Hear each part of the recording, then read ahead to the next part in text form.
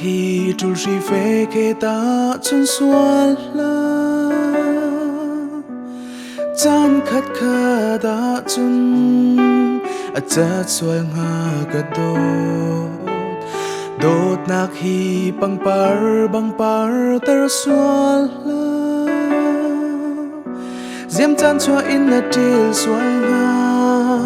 trôi lâu par man na diêm ka đốt chan khát kar đốt na chỉ khát te diêm xuân lại ga đốt o na đốt na âm quân na chun đốt na khi lại khâu rắm chia man khi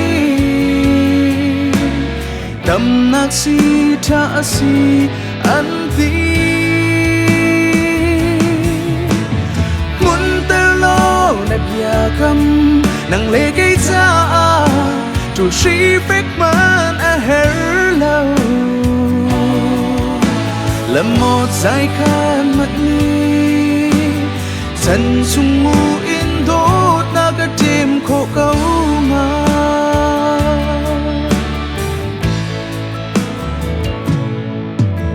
cái đốt nang he kan lam mi đốt nak vô linh lê sau khát man se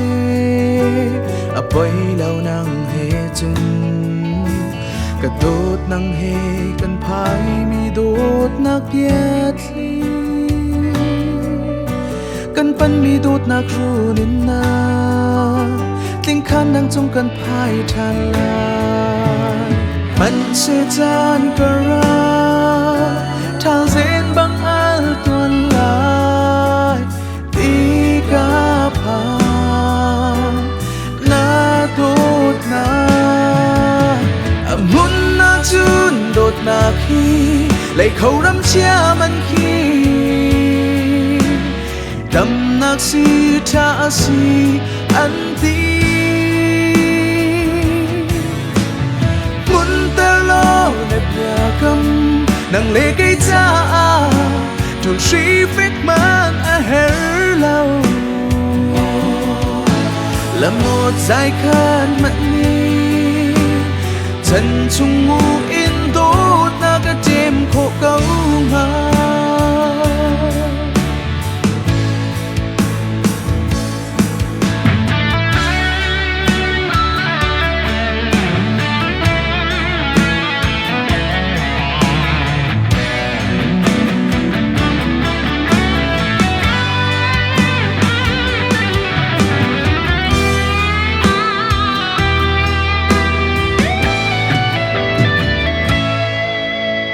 man se chan kara thal zen bang al tuan lai ti ka pa na đốt na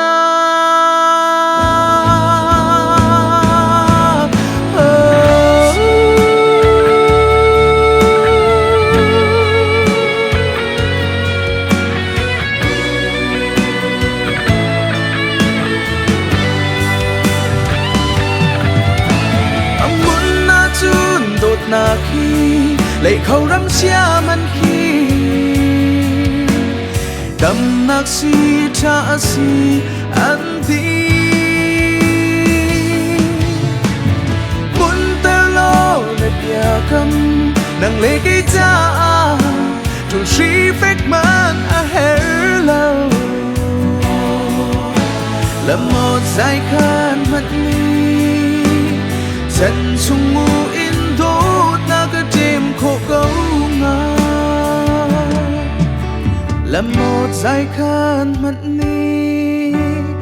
chân chung mu in đốt na cái tim khổ câu nga